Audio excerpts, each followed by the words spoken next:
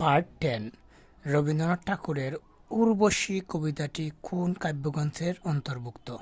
চিত্রা। ডাকঘর কবিতাটির রচয়িতা কে? রবীন্দ্রনাথ ঠাকুর। রক্তকরবী নাটকটির রচয়িতা কে?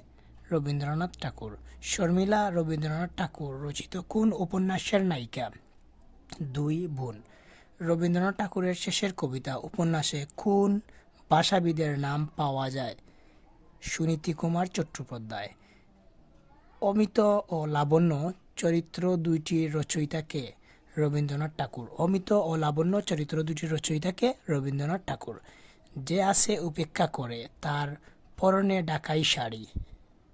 যে আসে অপেক্ষা করে তার পরনে ঢাকাই শাড়ি। কপালে সিঁদুর কার লেখা? রবীন্দ্রনাথ ঠাকুর।